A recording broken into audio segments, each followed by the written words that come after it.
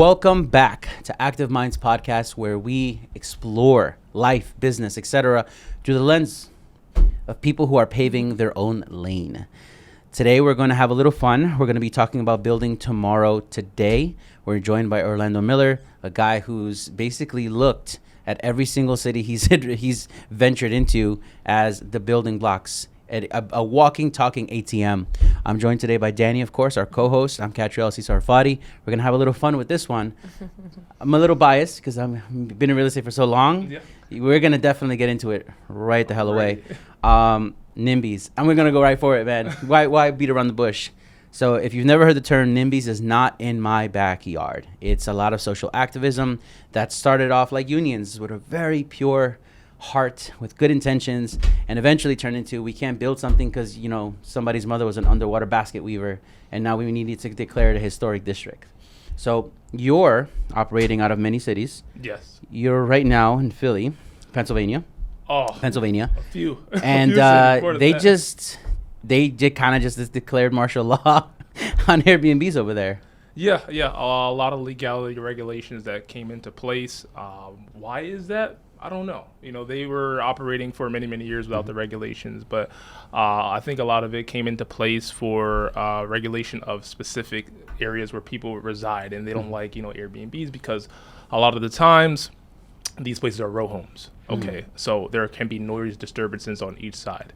And the registration, you know, you can't just go in and grab a property and list it without having your license and ID, and LLCs and all that stuff registered. So it could be harder for people, and they don't want to jump through those hurdles.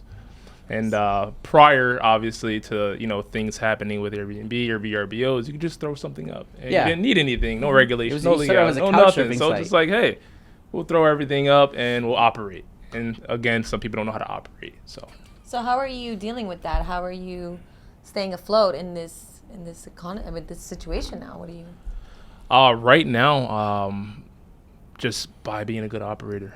Okay. You know, understanding to see a vision for the future, more or less, and looking at, you know, history and previous things that have happened in the past and where we can move in a trajectory to see what happens in the future. That's how I'm moving in today's time, honestly. So you're noticing the patterns. Yeah, and you know, it's clockwork. You know, if you look at a clock on the wall, it's the same cycle. It happens all the time.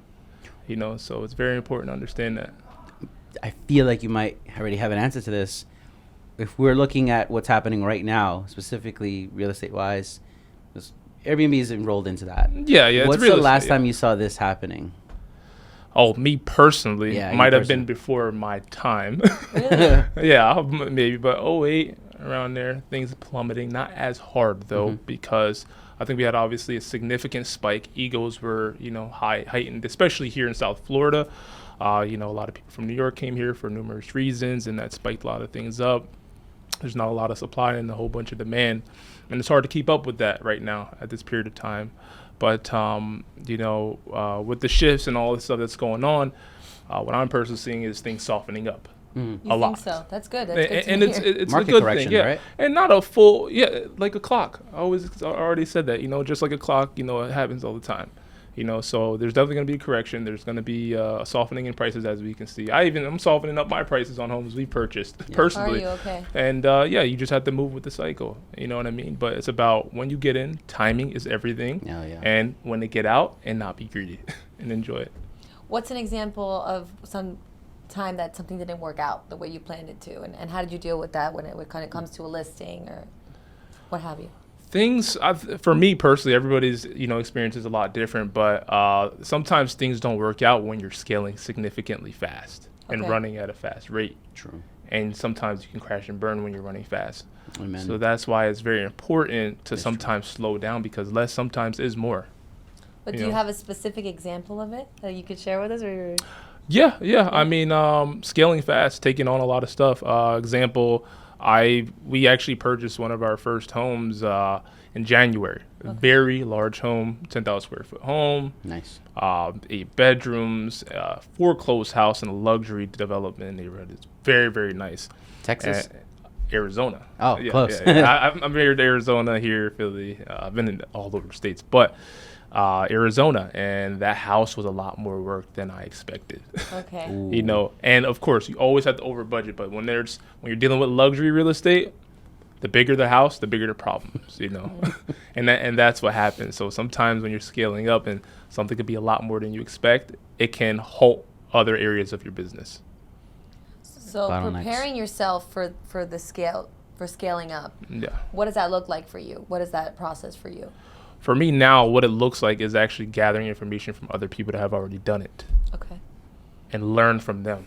That's the only way, you know. And obviously, us entrepreneurs, as young guys, we try to learn the hard way. It's like, I got this, you know, grind. Yeah.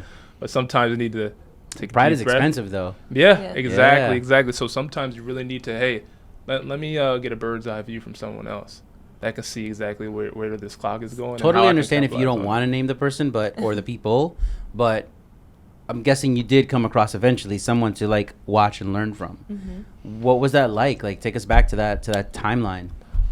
This was actually a good friend. He's not on social media. Almost all the big ones aren't. Yeah, exactly.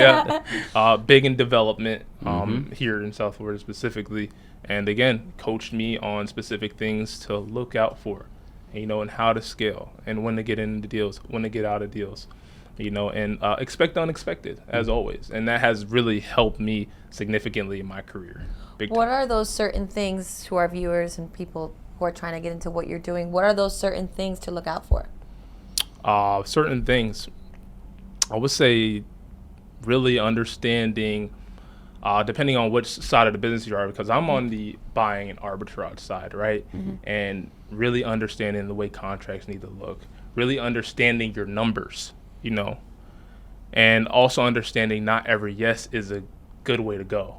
Right. You know what I mean? Just because you got a yes from somebody and you can operate business doesn't mean you should operate business. Mm-hmm. You know what I mean? So I think that is a very big key component, because a lot of people are like, yeah, I got a yes, I'm excited, let's do the thing.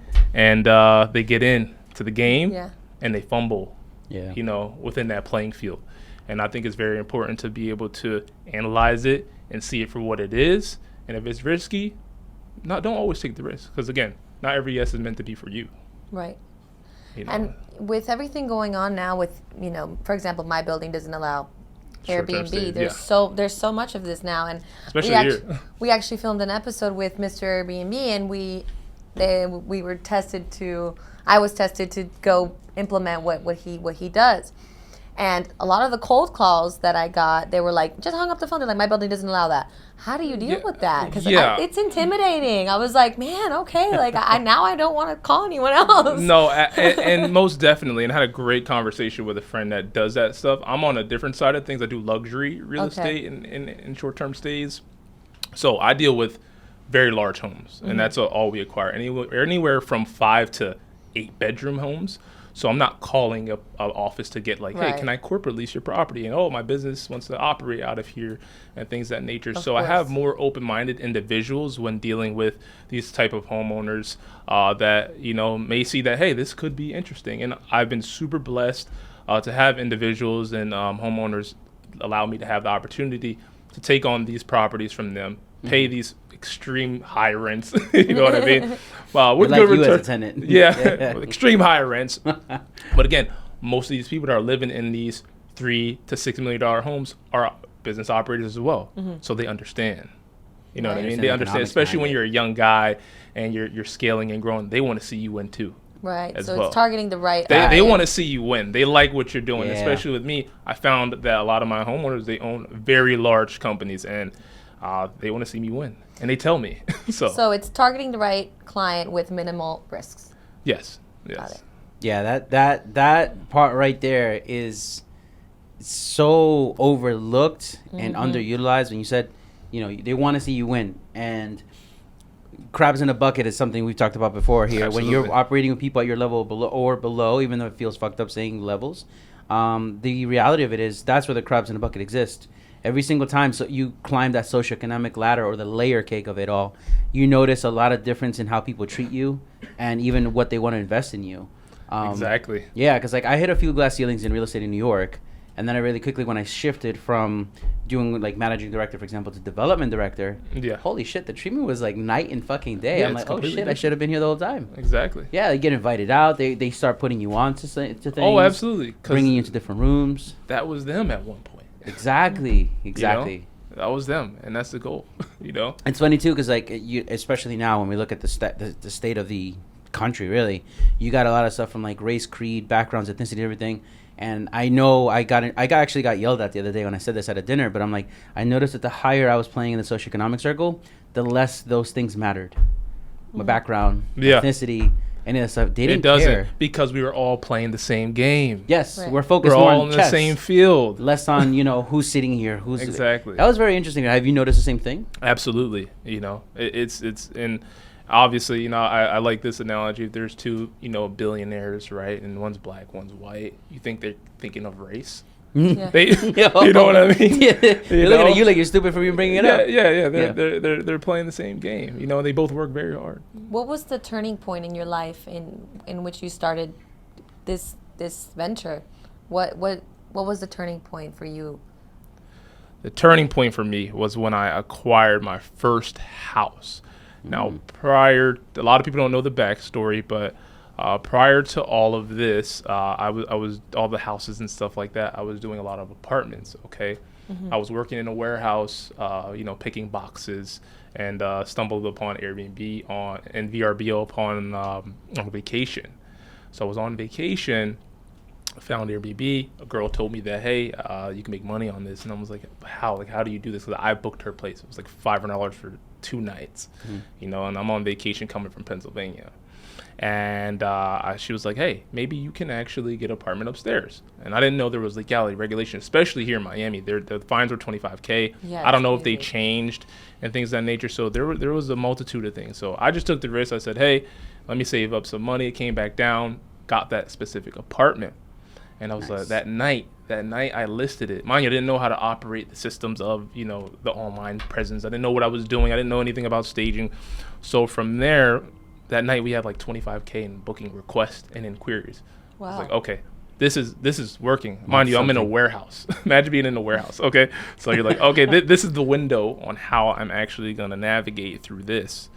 Okay, so for a few months, you know, I didn't even have cleaners or anything like that. It was very, very difficult to figure this whole thing out. You were 'cause- handling that all yourself. No, I was in Pennsylvania working. I had a cousin drive 4 hours to get to Miami, Florida, to clean the first reservation, which is Wow. crazy. Wow, dude. From there, I asked the girl that had Shout the, out to your cousin. Yeah, shout out to cousin. What's your cousin's name? What's your cousin's name? Let's get this. They're two twins, Jotty or Notter. They know who they are. Hell yeah, give them their Okay, flowers. okay. Holy shit, 4 hours. Yeah, flowers for them. So they came down, took care of it, and they're like, oh, maybe I could stay a day or two. As well. You know what I mean? So it was cool. Hey, family discounted. Yeah. Exactly. Yeah. So from there, that apartment was running, making some money. I'm in the warehouse, and I'm like, you know what? Someone came up to me while I was working this job. Like, hey, maybe you can scale this thing. Maybe you should dig a little deeper and figure out how this works. So from there, I was like, maybe I can. So I just started doing a little bit of research, and I found out this is like a whole operations and business, and people are making all this money off of it. And this was back in 2018. So from there, I knew there was a window, and then I just started flying to different locations. Okay, and I started acquiring properties in Dallas, Texas, Houston, getting townhouses there, doing Wow. LA, and then expanding back to Miami. Okay. So when I expanded back to Miami, obviously, I'm cash flowing these properties that I scaled into, and I was able to get my first house with a partner. And this first house, it was $6,500 a month, furnished property on the water, Treasure Island to be exact. Okay. So I was like, okay, There you go. lock that in, and built really good relationships, locked that in, and came furnished. And that month it did like $20-something thousand. Wow. So I was like, okay, this is really the turning point. So to answer your question, when I got that first house, that was a turning point because I understood that, hey, dealing with the luxury stuff is really where it's at. You did hit a different caliber of clientele and individuals, and obviously the margins are very, very large. Right. So that was a turning point for me. On that point, and you're scaling up, you're testing things out. Technically, Yeah. at this point, you still have your day job. Yeah, you're I had the you're day you're job. getting these properties. You're starting to engage with different types of people. What does it look like being Orlando in that equation? Orlando from Pennsylvania, now talking to billionaire Chuck on Star Island. Had a client that was a billionaire. Oil. What does that look like for you? Like, what's going through your head at this moment? Honestly, nothing significant. I already knew it was gonna happen. Yeah. Yeah. I knew it was gonna happen. I was like, if I continue down this road and keep working at it, there's no way I can fail at it. You know what I think that mean? there's a common denominator again here. People that become successful is believing that there's no difference between you and I. Inevitable.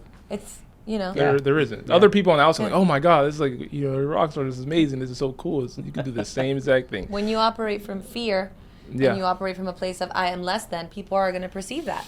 Yeah, so exactly. it's about, you know, putting your shoulders back, your head up, and speaking with confidence. And don't be afraid to ask questions. Exactly. If you don't know. I asked a lot of questions along the way. Yeah. And Just now, you said, no, I don't know. He asked you if you knew what what was it?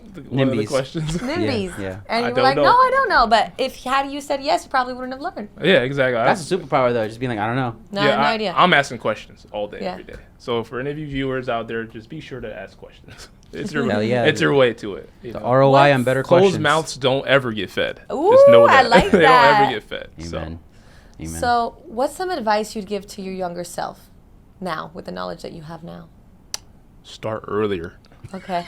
Start earlier. I think everybody Hurry can up. attest to this. It's like, you know, I wish I would have known about this earlier, started doing more research earlier, because this wasn't my first business. Like, I had little side things that were, you know, going, but I wish I would have started earlier and actually applied myself and put myself in rooms. I forced myself into specific rooms before this even started. You know, I forced myself to go to these masterminds by myself in New York City, exactly. And, you know, drove alone those 2 hours and getting there and sitting in rooms where I was very uncomfortable and listening to the information that they're giving me, you know what I mean, and absorbing it as much as possible, being uncomfortable, speaking to people, you know what I mean, networking more or less, you know, not just to hang out. I want to network. I want to connect with you, understand your point of view of everything and what your experiences were, because most of the time you can apply it to yourself. So you go to a lot of these mastermind courses. Well, this was back then. Yeah, I was Yeah? going to a lot of that back then because, again, I was just trying to navigate to, because I was Learning working a as you job. went. Yeah, I was. And I had now a- you are yeah. a mastermind. No, now you're giving courses. No. Yeah. I I see. teach people on this. I've coached probably around 500 students on exactly how to navigate through the, you know, the short-term rental space, real estate, etc. What Now- motivates you to do that? You know, it didn't happen because I wanted to do it. It just, someone was like, hey, can you show me? I was like, oh, absolutely, because no one showed me. Right. No one showed me anything. It happened because somebody at my job where I was working when I was younger said, hey, maybe you should look into this. You know, I didn't have anybody teaching me or showing me what to do, how contracts are supposed to be structured, let alone, you know, calling these individuals and pitching them on what I wanted to do and showing up to these properties and letting them know. So it just happened by default. I believe it just happened by default, and understanding that, hey, no one showed me, maybe I can show them. And then, I started teaching people how to do it. So that's how that happened. Well, for two things. One, that's exactly why that whole, like, when people hit you with the must be nice comment, Oh, it's like you gosh. just know it's just coming from, like, a really dark, low place. Because, like, that whole process that you went through, none of that was gravy. Like, the entire time you were learning on your own, taking your lumps, paying your tuition. No one Oh actually my said, oh, gosh. here you go, sir. Like, Yeah, dues were being paid. I won't forget, you know, I was, when I was working at this warehouse, I was cold calling real estate agents and landlords for rent by landlord, like in between boxes at the warehouse, yeah. and going to the bathroom to lock up deals, you Right. know. And then Did you I have had a good amount of vacation days, so the way I structured it out when I was scaling, I would take off on Fridays, so I would leave Friday morning on the property I did close on, furnish it all the way through Friday evening, Saturday, Sunday. I worked at 2 p.m. on Monday, so I'll fly back on Monday, land around like 10, and then go directly to work.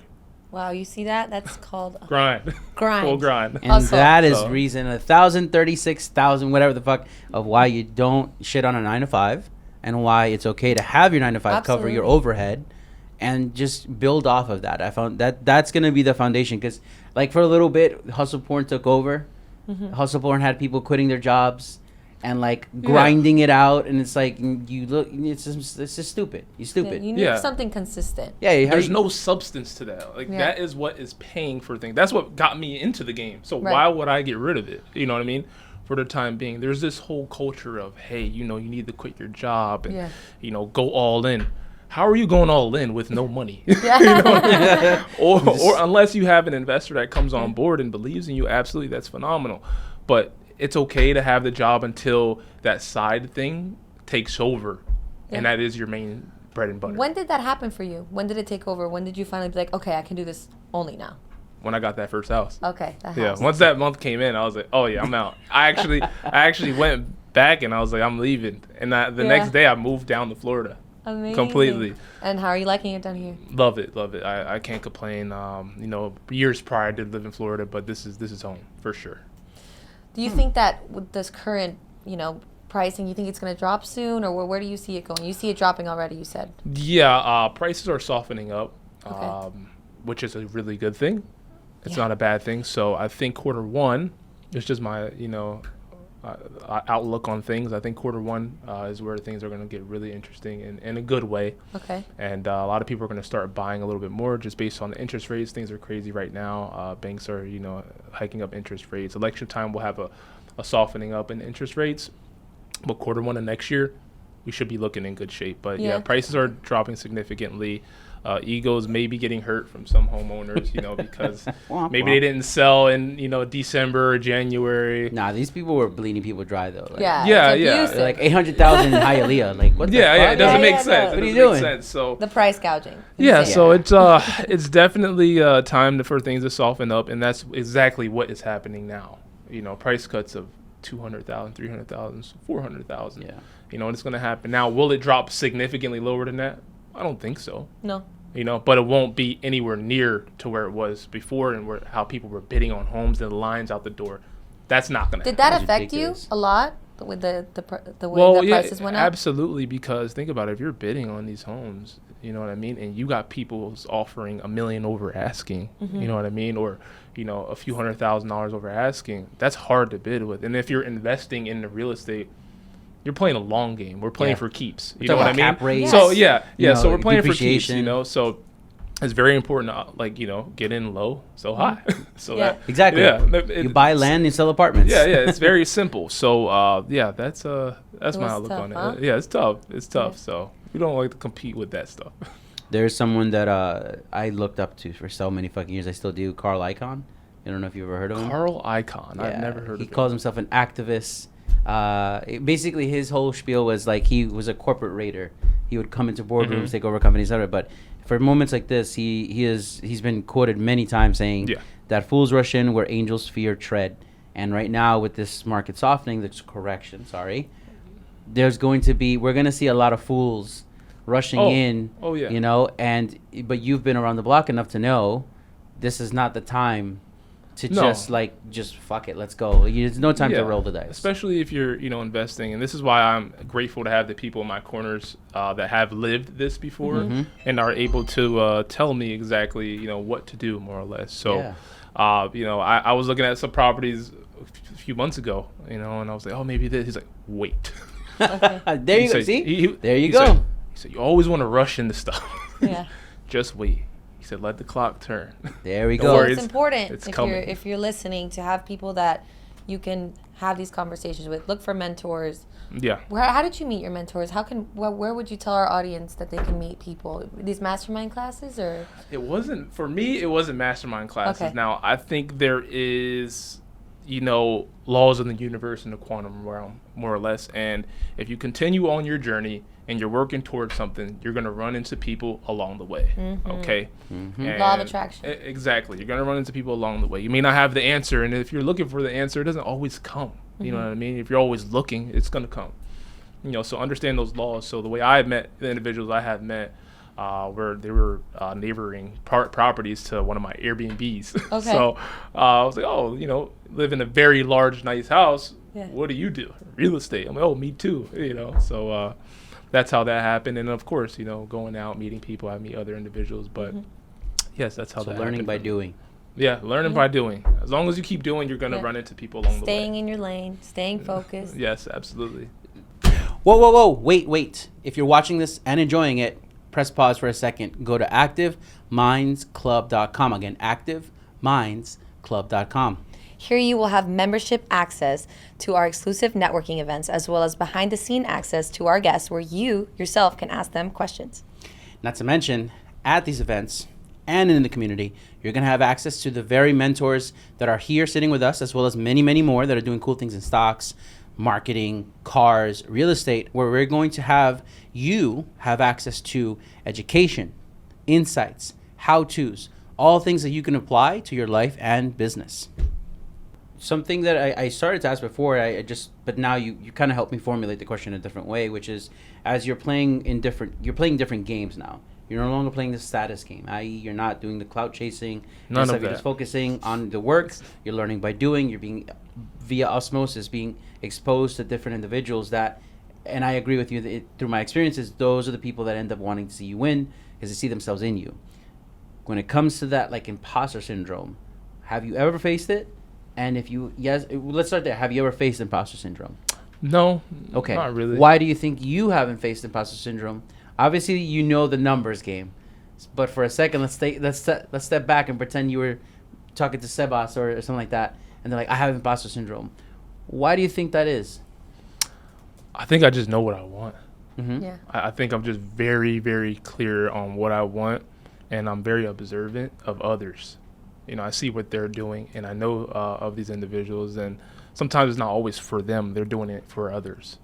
You know, and for me, I've just never lived my life like that. I'm just very authentic and clear on what I want, and I like what I like. I'm very just like that way. Yeah. And for me, that's why I never really felt like I've had imposter syndrome or anything of that nature, or any huge wants for specific things. If it was like material or anything of that nature, I know what path I'm on, and again, I can't fail if I stop. You know, Yeah. if I stop, I'm done. But I'm gonna keep going.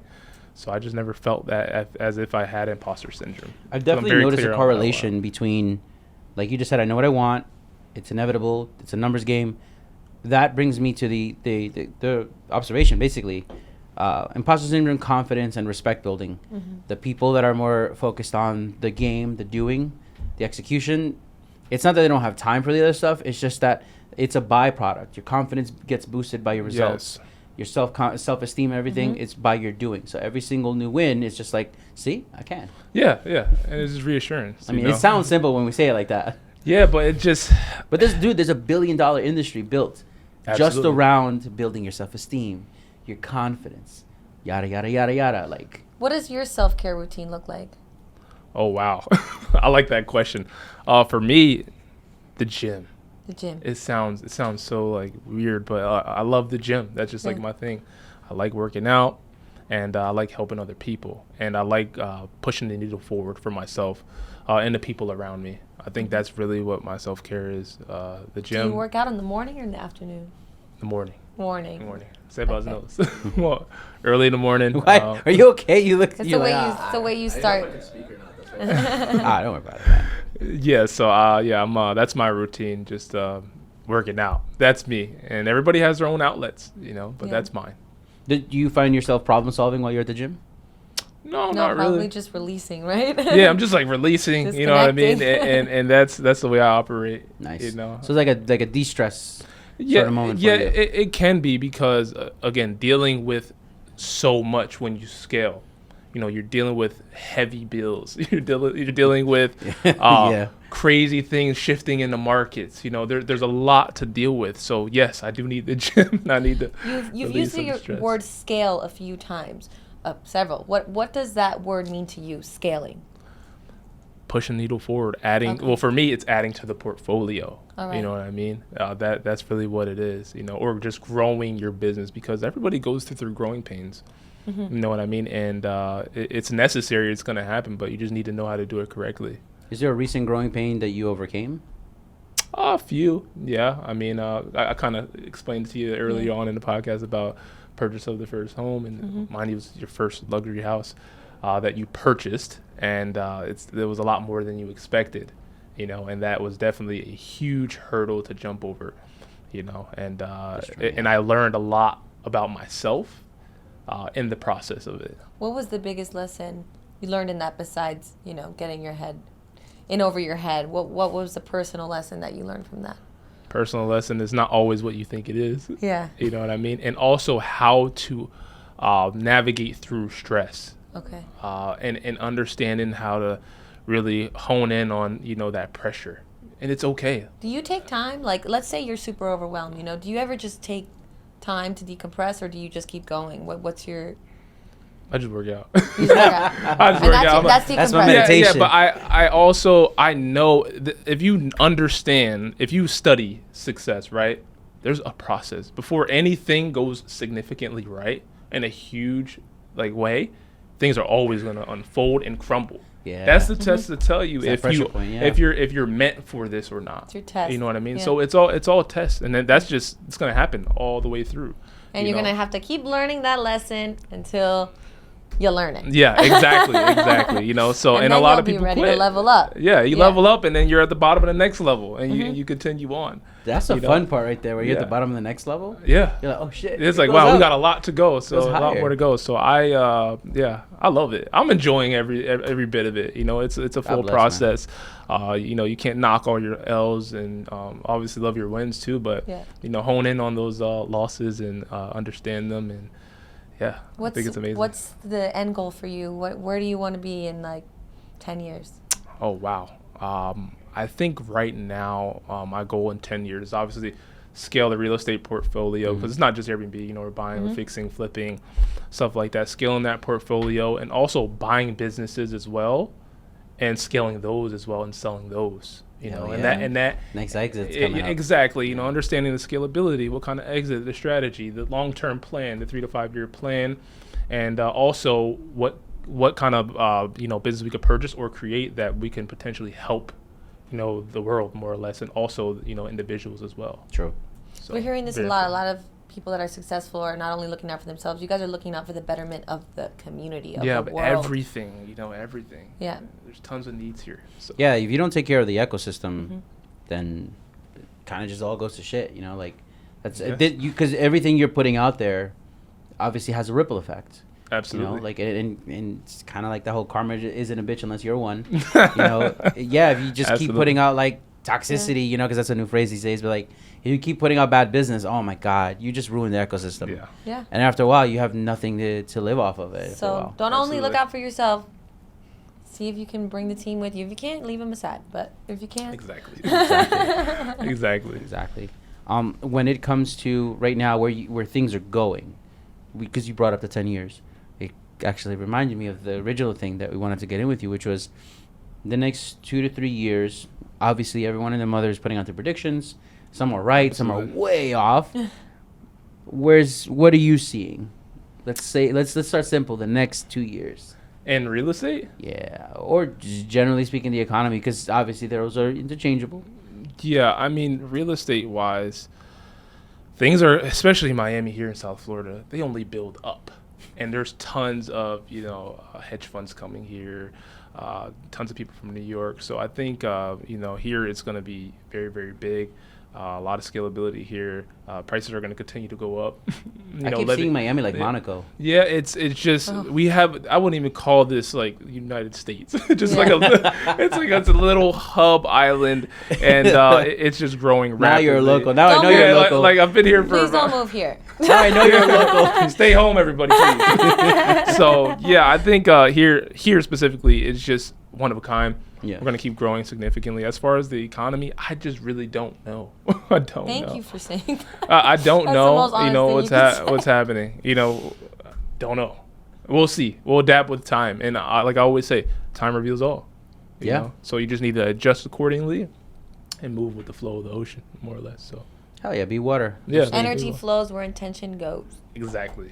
Especially now where things are where they are. Let's just start where they are. There's so many variables that, you know, trying to put like your finger on anything really just kind of seems like a useless activity at this point.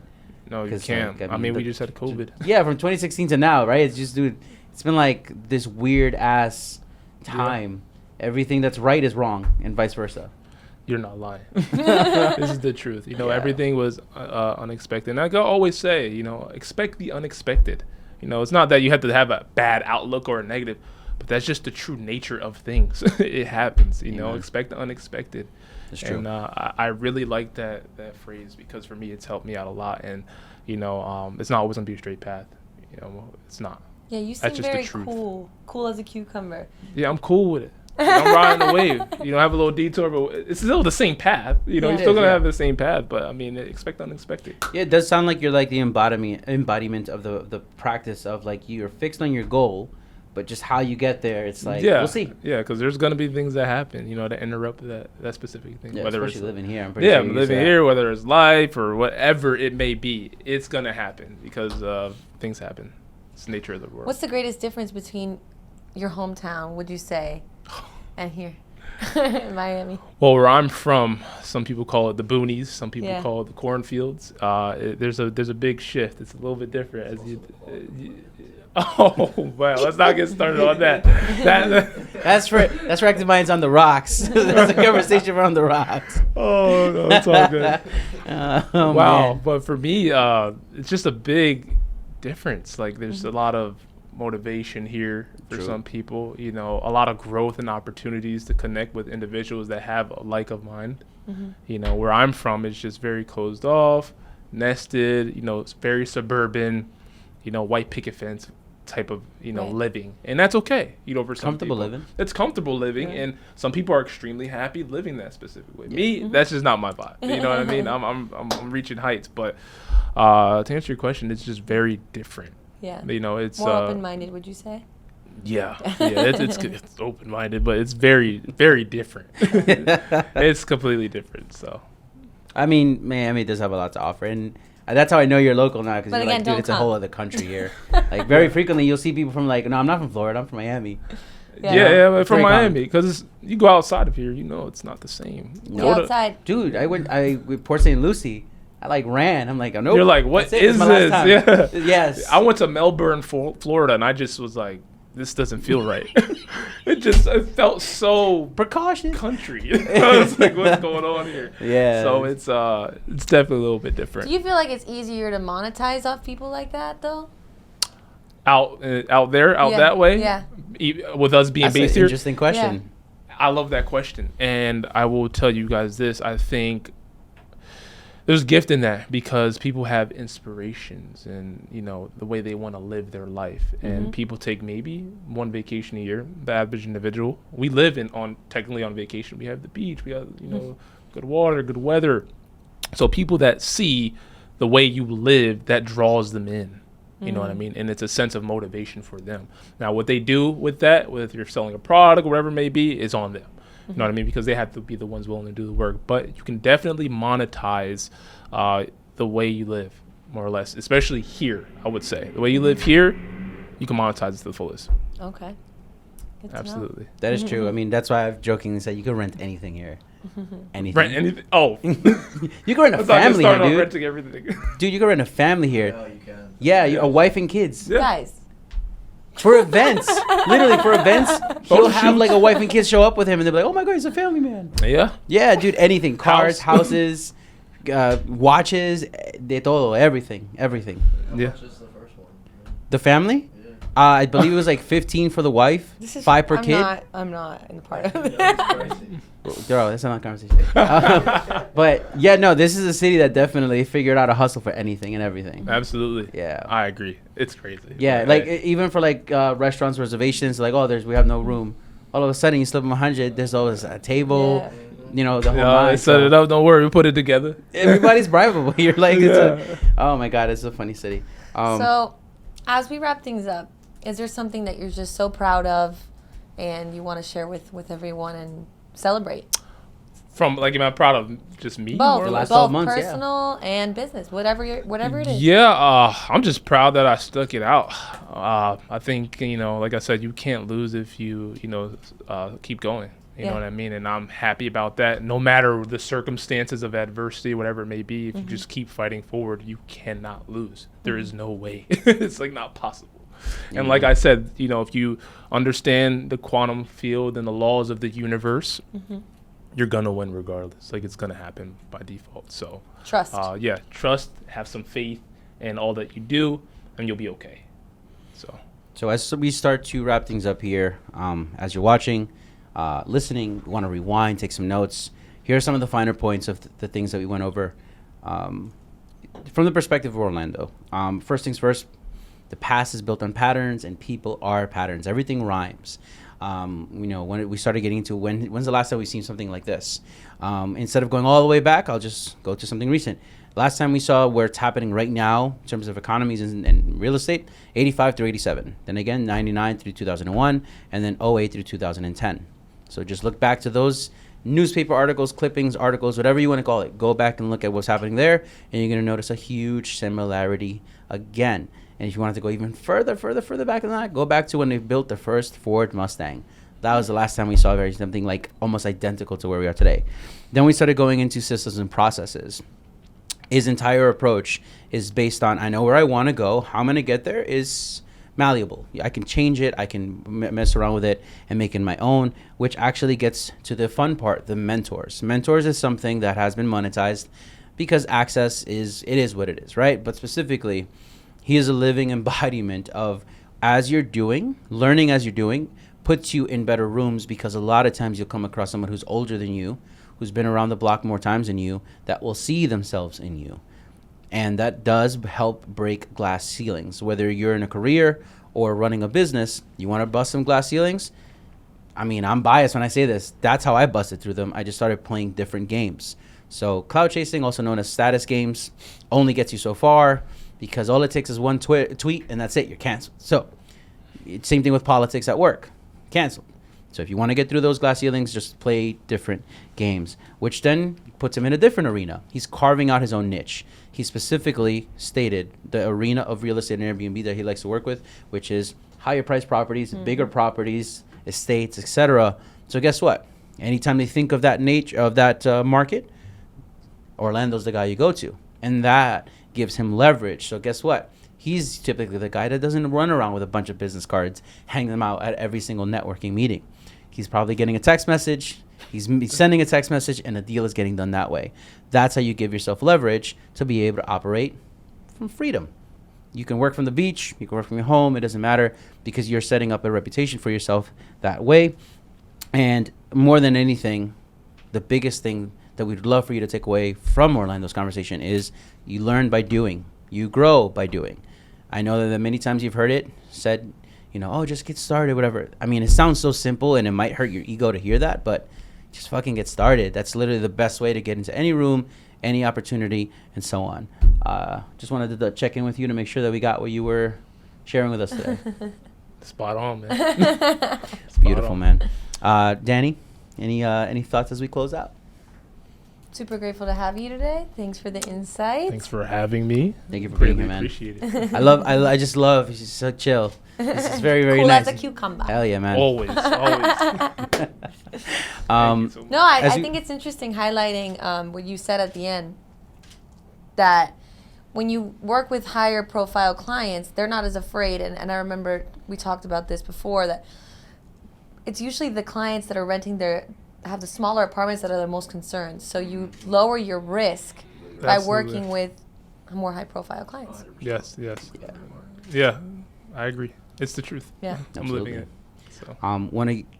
Before I forget, because I almost forgot, I want to give a huge thanks to Hands Free Automation, Vegan Gummies, keeping this machine running, keeping this thing going, putting us in conversations with people like Orlando, and of course, bringing this to you. Danny, thank you so much for joining us today. Thanks. This has been awesome. Orlando, you're the man, dude, and I look forward to your progress. Thank you so much. Definitely look forward to seeing you out here in these streets. It's gonna be fun. Oh, absolutely. Yeah, this is gonna be fun. I have been Catriel C. Sarfati. Thank you so much for tuning in.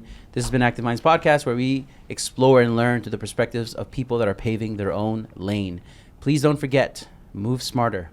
Catch you in the next one. So guys, as we're wrapping up, we want to remind you that we have our membership program now available on ActiveMindsClub.com. ActiveMindsClub.com.